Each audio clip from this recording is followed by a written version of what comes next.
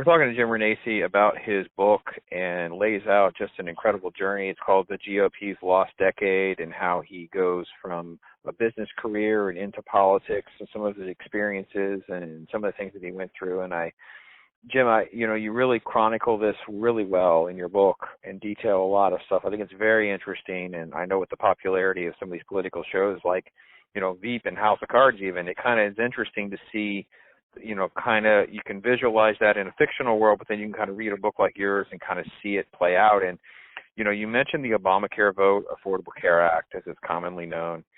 And it was interesting how the swing votes come into play, and then how that motivated you personally. Speak to that a little bit, and then kind of how that emotional turning point came about for you.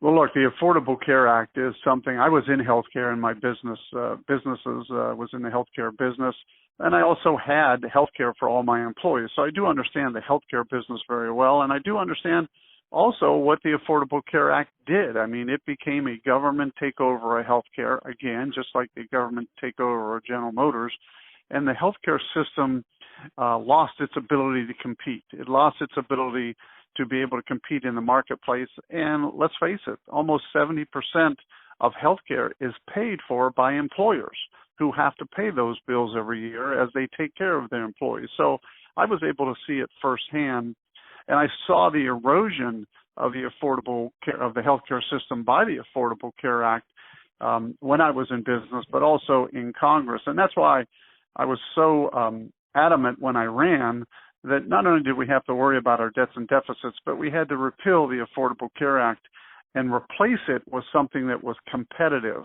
and allowed a competitive health system to continue to grow and prosper in our country.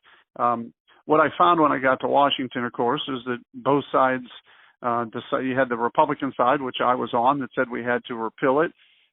You had the Democrat side who said we have to keep it no matter what.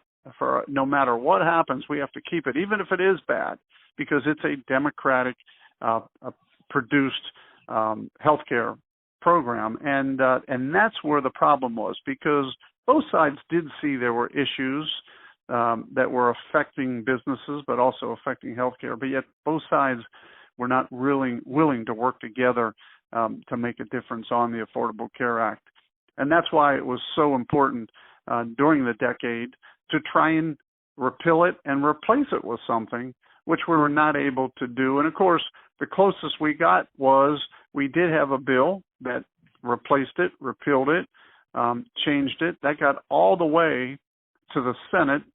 And then, of course, there was one swing vote that changed the ability for Republicans in the Senate to pass that bill, and it ended up dying. So we were not able to repeal and replace the Affordable Care Act during the decade that I was there. And again, another disappointment, because I think healthcare today is still a big issue for our country, and we need something to replace the Affordable Care Act with, and we still haven't done that. And that's part of the lost decade of the Republicans. We went there saying we were going to repeal and replace it. We went there saying we were going to stop our driving debts and deficits that were going up at a rapid pace. And during that decade, we weren't able to do either of those things, along with a couple other things that we had planned on getting done. I want to get to more of that vote and some more of that, basically kind of like a betrayal of what folks said they were going to do and what they actually did a little bit later on. So make sure you stay with us and listen to all of the interview with Jim. He's been very generous with his time, and just a book that I'd really highly recommend to give you a good snapshot of what actually happened. The GOP's Lost Decade by Jim Renacci.